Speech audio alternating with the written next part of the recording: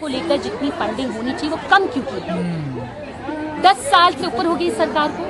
Nirbhaya fund की statistics आप देख लीजिए एनसीआरबी के, क्या दिखाता है कि जितना पैसा जाना चाहिए, जिसके तहत हर डिस्ट्रिक्ट में, जस्टिस वर्मा कमेटी के हिसाब से हर डिस्ट्रिक्ट में भारत में एक one stop rape crisis centre बनना चाहिए, उसके हिसाब से पैसा ही आप नहीं दे रहे हैं, फंडिंग ही नहीं दे रहे हैं, तो क्या होगा? आप अधिकारों की बात कर रही हैं। जब देश संविधान से चल रहा है तब महिलाएं संघर्ष कर रही हैं, लेकिन अब लोग कह रहे हैं कि भारत को हिंदू राष्ट्र बना देना चाहिए, तो क्या उसमें महिलाओं को आज़ादी या अधिकार मिल पाएगा? नहीं मिल पाएगा।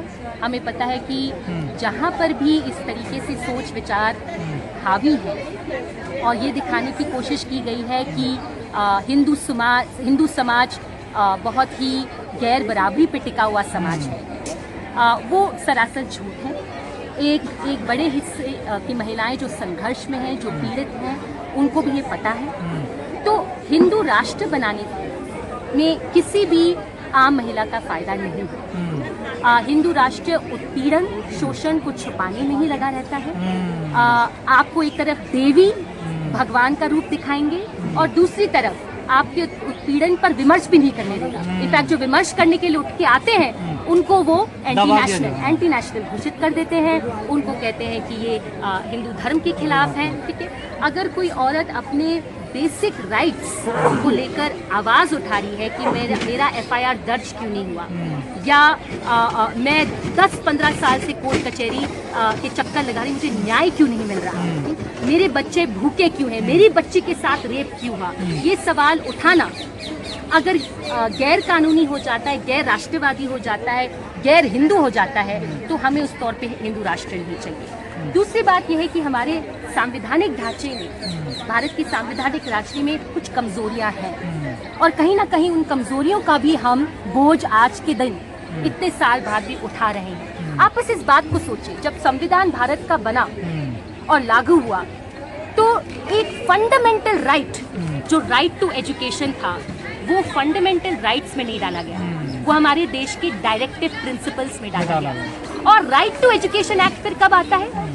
इतने साल बाद, 50 साल इंतजार करने के बाद राइट टू एजुकेशन फाइनली एक फंडामेंटल लिस्ट में आता है, राइट्स की लिस्ट में आता है। तो हमारी कमजोरियां इस तौर पे रही हैं कॉन्स्टिट्यूशनल फ्रेमवर्क में। आज के दिन भी हम जिस तरीके से इलेक्शन कंडक्ट करते हैं इस देश में, ये दिखाने के लिए अब एक जनतंत्र है, हम हर 5 साल इलेक्शन कराते हैं, लेकिन हमें पता है कि हमारे संवैधानिक ढांचे में इलेक्शन सिस्टम जो है first past the post system है, जिसका मतलब ये है कि अगर एक पॉलिटिशियन को जिताया जाता है कह के कि ये इस कॉन्स्टिट्यूंसी से जीता है, उसको एक्चुअली बहुत बार 30 से 40% वोट ही मिले हैं, बाकी वोट दूसरे पार्टियों को, दूसरे पॉलिटिशियंस को मिला है। लेकिन हम प्रोपोर्शनेट रिप्रेजेंटेशन मॉडल को नहीं फॉलो करते हैं, तो एक बहुत बड़ा हिस्सा उन लोगों के तहत गवर्न होते हैं जिनके लिए उन्होंने वोट भी नहीं किया। एक आखिरी सवाल, अभी पिछले कुछ दिनों से देखने को मिला है कि जो तमाम धर्म गुरु या कथावाचक हैं वो महिलाओं को बड़ा आसान टारगेट बना रहे हैं, उनकी शादी को लेकर, उनकी एज को लेकर। जैसा जगत गुरु ने वाइफ की परिभाषा दी,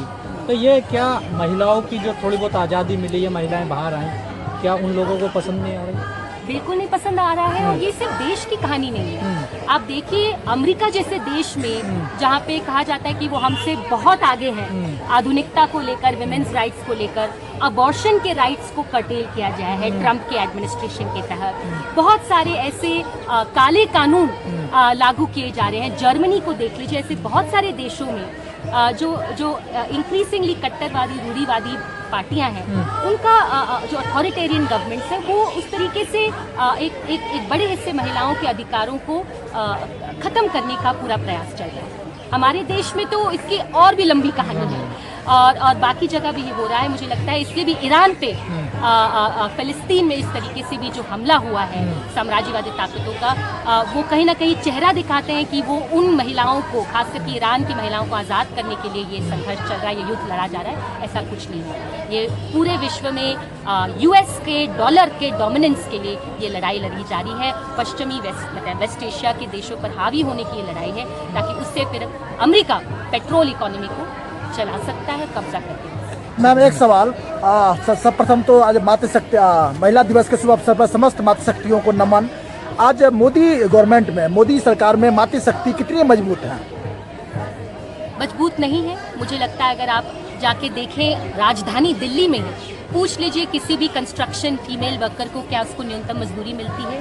पूछ लीजिए किसी डोमेस्टिक वर्कर को कि क्या तुम्हारा काम वर्क है, श्रम है जिसके लिए न्यूनतम मजदूरी मिलनी चाहिए। वो तो हाँ बोलेगी, क्योंकि वो 5 घरों में लगभग कुल मिलाकर 10 घंटे काम करती है, लेकिन उसको न्यूनतम मजदूरी नहीं मिलती। और हमारे देश में हमारा उच्च न्यायालय के चीफ जस्टिस कहते हैं कि डोमेस्टिक वर्कर्स जो है, घरेलू कामगार हैं, वो वर्कर नहीं है, वो तो एक्सटेंडेड फैमिली की तरह उनको ट्रीट किया जा रहा है। अब ऐसे देश में जहाँ पे बहुसंख्यक महिलाएं भुखमरी में अपनी ज़िंदगी जी रहे हैं, बेरोजगारी में अपनी ज़िंदगी जी रहे हैं, यौन शोषण का शिकार होकर अपनी ज़िंदगी जी रहे हैं, उनको बेसिक राइट्स नहीं मिल रहे हैं, चाहे वो इकोनॉमिक राइट्स हो, विमेंस राइट्स हो, तो मुझे नहीं लगता है कि जो आप कह रहे हैं कि कंडीशन ऑफ विमेन इम्प्रूव हो रहा है, ऐसा नहीं दिख रहा है। एक हिस्सा बढ़ता है, वो तो हर समाज में एक हिस्सा महिलाएं बढ़ जाएगा, ग्लास सीलिंग तोड़ेंगी, लेकिन एक बड़ा हिस्सा उस ग्लास सीलिंग जो टूटा है ना, उसके टुकड़ों को साफ करते हुए दिखेगी। और यहाँ पे मैं आपको डोमेस्टिक वर्कर और हमारे देश में मैडम जो है फीमेल एम्प्लॉय का रिश्ता की तरफ ध्यान देना चाहती हूँ।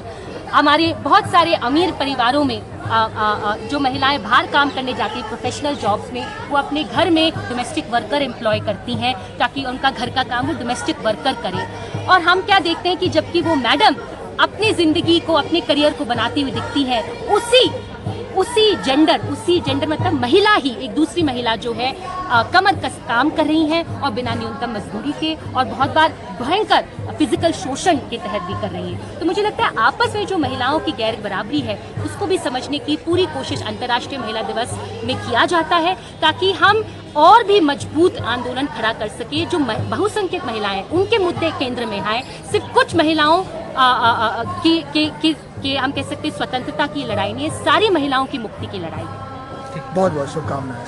Thank you.